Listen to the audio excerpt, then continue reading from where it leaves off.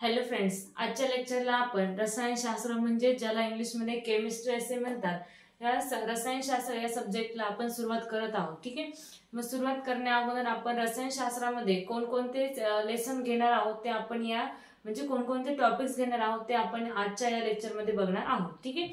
मग त्या अगोदर जर आम्ही तुमच्यासाठी रेल्वे सामान्य विज्ञानची नवीन बॅच घेऊन आलेलो आहोत. जर तुम्ही ती जॉईन करायची असेल तर त्यासाठी रेल्वे प्रेमी मराठी क्लासेस या नावाने आमचे क्लासेस तसेच ऍप आहे. ठीक आहे. त्या ऍपद्वारे तुम्ही काय करू शकता तर आमची बॅच तुम्ही इथे घेऊ शकता.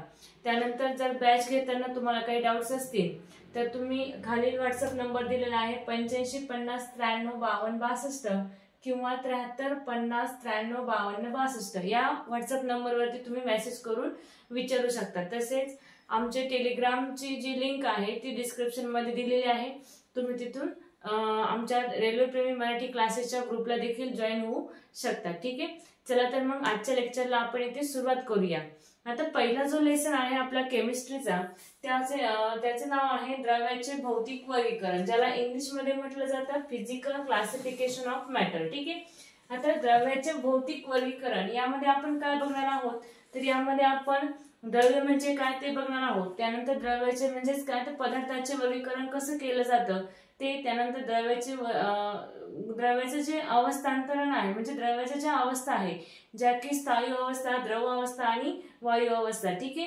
हे जे द्रव्याचे अवस्थांतरण किंवा रूपांतर आहे ते आपण या चॅप्टर मध्ये बघणार आहोत. ठीक आहे. त्यानंतर पुढचा जो चॅप्टर आहे पुढचं चॅप्टर आहे द्रव्याचे रासायनिक वर्गीकरण. ठीक आहे. द्रव्याचे रासायनिक वर्गीकरण ज्याला इंग्लिश मध्ये केमिकल क्लासिफिकेशन ऑफ मॅटर असं म्हटलेलं आहे. ठीक आहे. मग द्रव्याचे रासायनिक वर्गीकरण म्हणजेच काय, आपण या चॅप्टर मध्ये शुद्ध पदार्थ कोणते, ठीक आहे, म्हणजे शुद्ध पदार्थांचं वर्गीकरण कसं केलं जातं ते या चॅप्टर मध्ये बघणार आहोत. त्यानंतर द्रव्याचे रासायनिक वर्गीकरण हे प्रामुख्याने 3 घटकांवरती अवलंबून असतं.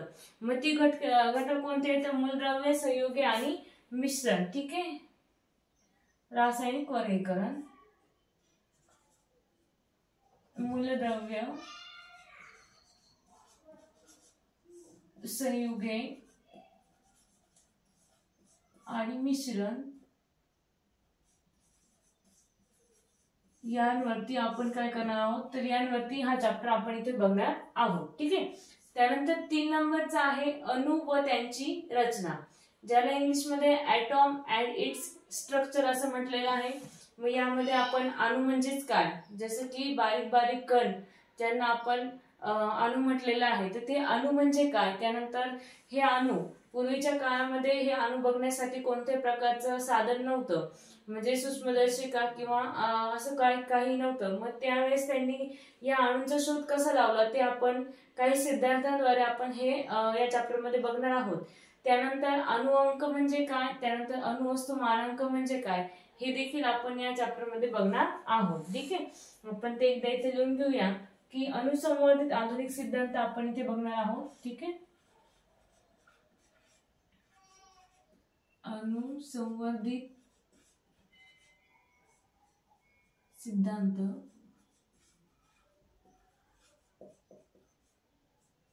त्यानंतर इथे अजून काय बघणार आहोत आपण तर अणुअंक आणि अणुवस्तू मानांक म्हणजे काय ते बघणार आहोत. अणुअंक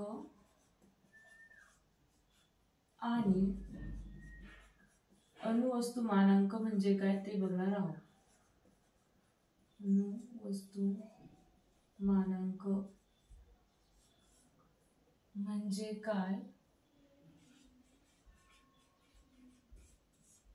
ठीक आहे, हे आपण या चॅप्टर मध्ये बघणार आहोत. आता त्यानंतर 4 नंबरचा आपला चॅप्टर आहे आवर्त सारणी, ज्याला पेरियोडिक टेबल असे म्हटलेलं आहे. ठीक आहे. मग आवर्त सारणीमध्ये काय बघणार आहोत तर आवर्त सारणी म्हणजे काय आणि आवर्त सारणीचा शुद्ध पदार्थांच्या म्हणजेच आवर्त सारणीचा जो क्रम आहे तो क्रम आपण बघणार आहोत. जो क्रम की पहिल्या क्रमानुसार जर आपण बघितलं तर पहिला येतो डोबेन आयनरचा त्रिके, त्यानंतर न्यूझीलंडची अष्टके. ठीक आहे. त्यानंतर मॅन्डलेवची आवर्त सारणी, त्यानंतर आधुनिक आवर्त सारणी, हा जो क्रम आहे हा क्रम आपण कुठे तर या अवर्त सारणी या चॅप्टर मध्ये बघणार आहोत. ठीक आहे, मग ते देखील इथे लिहून घेऊया. डोबेरायनरची त्रिके, डोबेरायनरची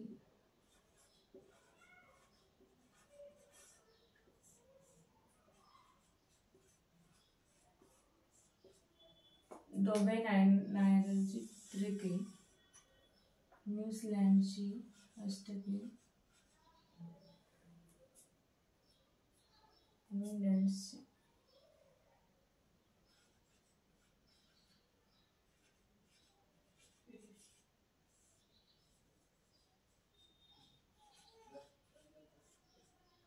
नंतर मॅनलेवची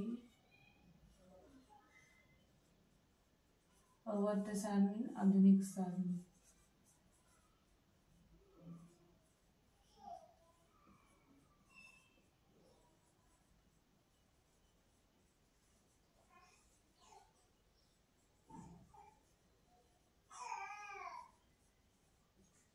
आधुनिक आवर्त सारणी. ठीक आहे, अशा पद्धतीने आपण हे या चॅप्टर मध्ये बघणार आहोत. त्यानंतर पुढे आहे धातू व अधातू. हा आहे 5 नंबरचा चॅप्टर, ज्याला इंग्लिश मध्ये मेटल अँड नॉन मेटल असं म्हटलेलं आहे. मग यामध्ये आपण धातू व अधातू म्हणजे काय ते बघणार आहोत. ठीक आहे, धातू व अधातू म्हणजे काय ते बघणार आहोत. धातू अधातू डेफिनेशन, धातू व अधातू व्याख्या आणि त्यांचे भौतिक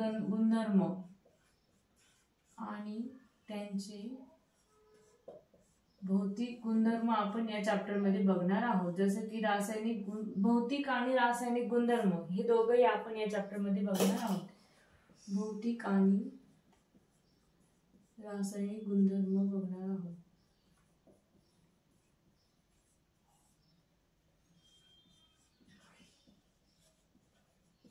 ठीक आहे, त्यानंतर पुढचं आहे 6 नंबरचं चॅप्टर आहे रासायनिक अभिक्रिया, ज्याला इंग्लिश मध्ये केमिकल रिॲक्शन असे म्हटलेलं आहे. ठीक आहे, मग यामध्ये आपण बऱ्याचशा ज्या रासायनिक अभिक्रिया आहे, म्हणजे रासायनिक अभिक्रिया म्हणजे काय ते बघणार आहोत. की जे रासायनिक अभिक्रिया ही कशी निर्माण होते किंवा कशी तयार केली जाते. ठीक आहे, ते आपण इथे बघणार आहोत. त्यानंतर रासायनिक अभिक्रियांचे जे काही प्रकार आहे, जसं की विघटन अभिक्रिया आहे, त्यानंतर अपघटन अभिक्रिया आहे, त्यानंतर विस्थापन अभिक्रिया आहे, त्यानंतर संयुगे अभिक्रिया आहे. अशा प्रकारच्या ज्या अभिक्रिया आहेत त्या आपण या चॅप्टर मध्ये बघणार आहोत. ठीक आहे, ते देखील इथे लिहून घेऊया. रासायनिक अभिक्रिया म्हणजे काय,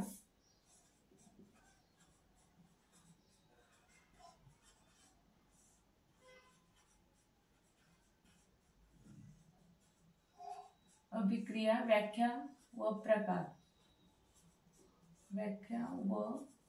ठीक आहे, मग प्रकारांमध्ये आपण संयुगे अभिक्रिया,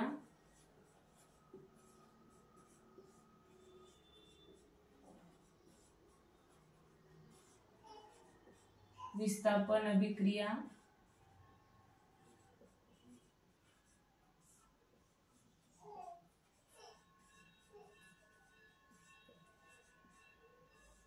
अपघटन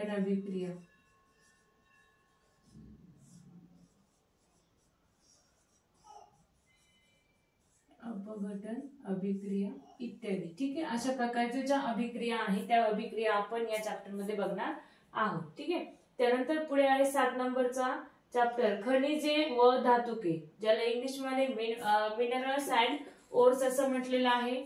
मग खनिजे व धातुके या चॅप्टर मध्ये आपण काय बघणार आहोत तर खनिजे व धातुके. ठीक आहे, मग खनिजे व धातुके हे यांच्या दोघांचे डेफिनेशन बघणार आहोत. त्यानंतर त्यांच्यामध्ये पदार्थाचं शुद्धीकरण, हे पदार्थाचं शुद्धीकरण कसं केलं जातं, त्या शुद्धीकरणाच्या ज्या पद्धती आहेत त्या पद्धती आपण खनिजे व धातुकांमध्ये बघणार आहोत. ठीक आहे, मग आपण ते देखील इथे लिहू शकतो की खनिजे म्हणजे काय आणि धातुके म्हणजे काय. ठीक आहे, खनिजे व धातुके यांची व्याख्या, खनिजे व धातुके व्याख्या.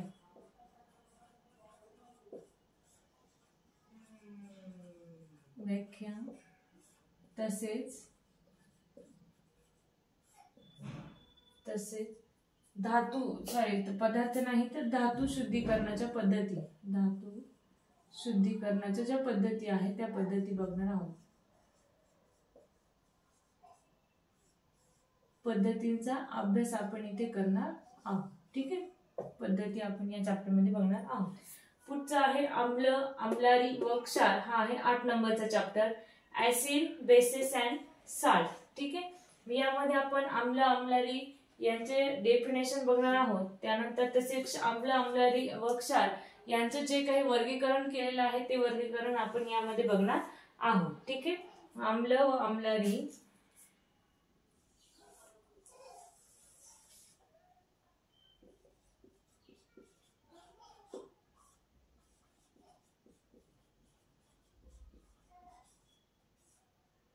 व्याख्या, त्यांचे गुणधर्म पण आहे. त्यांचे गुणधर्म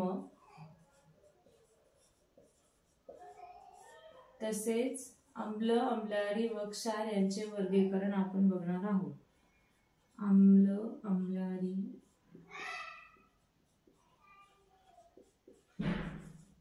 व क्षार यांचे वर्गीकरण.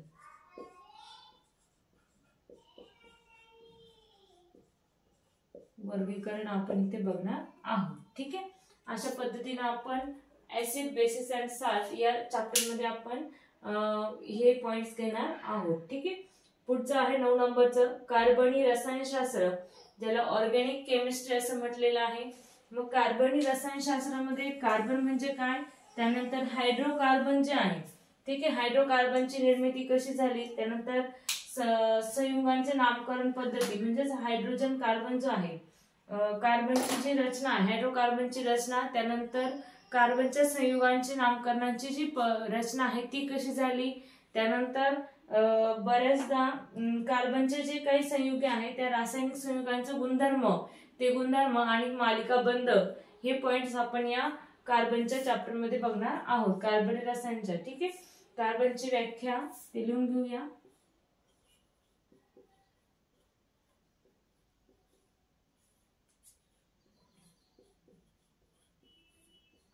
कार्बनची व्याख्या, त्यानंतर हायड्रोकार्बन,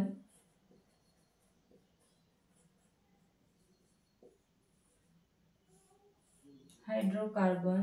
ठीक आहे, हायड्रोकार्बनची रचना,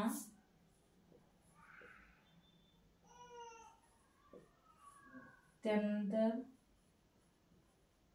कार्बन संयुगांची संयुगाच्या नामकरण पद्धती,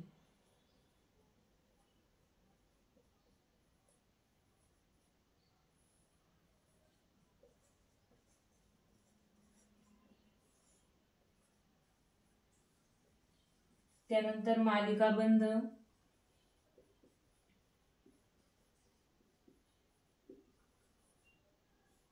मालिकाबंध तसेच कार्बनी संयुगांचे रासायनिक गुणधर्म, कार्बनी संयुगांचे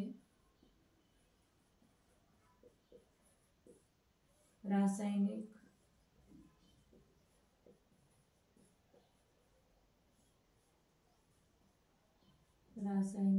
गुणधर्म.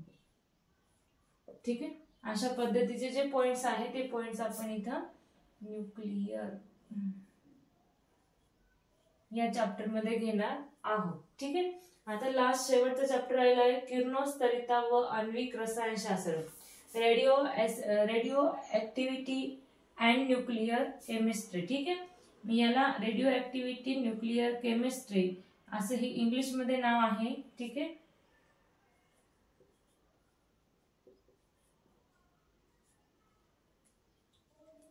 Radio activity and nuclear chemistry. ठीक आहे, मी या किरणोत्सर्गिता व आण्विक रसायनशास्त्र या चॅप्टर मध्ये आपण किरणोत्सर्गितेच्या संदर्भात रसायनशास्त्रामध्ये कसा अभ्यास केला जातो ते बघणार आहोत. ठीक आहे, म्हणजेच काय, जसं की रसायनशास्त्रामध्ये आण्विक रसायनशास्त्र आपण बघतो, मग आण्विक रसायनशास्त्र म्हणजे काय, त्यानंतर किरणोत्सर्गिता म्हणजे काय, यांचा अभ्यास या चॅप्टर मध्ये केला जाणार आहे. ठीक आहे, त्यानंतर यांचे जे काही गुणधर्म आहेत ते देखील आपण इथे बघणार आहोत. आण्विक रसायनशास्त्र,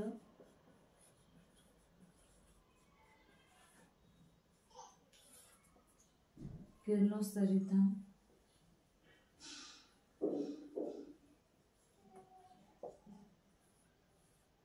व्याख्या व गुणधर्म.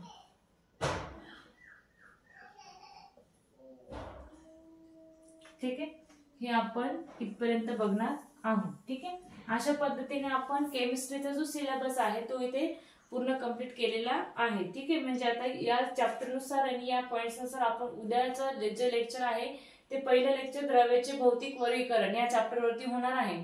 आणि त्याचे जे पॉइंट्स आहेत ते मी तुम्हाला सांगितले की द्रव म्हणजे काय, त्यानंतर कणांचे द्रव कणांचे वैशिष्ट्य म्हणजे द्रवाचे वैशिष्ट्य आपण बघणार आहोत. त्यानंतर द्रवाच्या अवस्था ज्या आहेत त्या अवस्था स्थायू, द्रव आणि वायू या अवस्थांचं रूपांतर कसं केलं जातं ते आपण या चॅप्टर मध्ये बघणार आहोत. ठीक आहे, म्हणजेच काय तर उद्याचं चॅप्टर हे आहे आपलं स्टार्टिंगचा आणि इथून पुढचा जो सिलेबस आहे तो केमिस्ट्रीचा जो आहे तो आपला आहे. ठीक आहे, अशा पद्धतीने आपण केमिस्ट्री पूर्ण कव्हर करून घेणार आहोत. थँक्यू.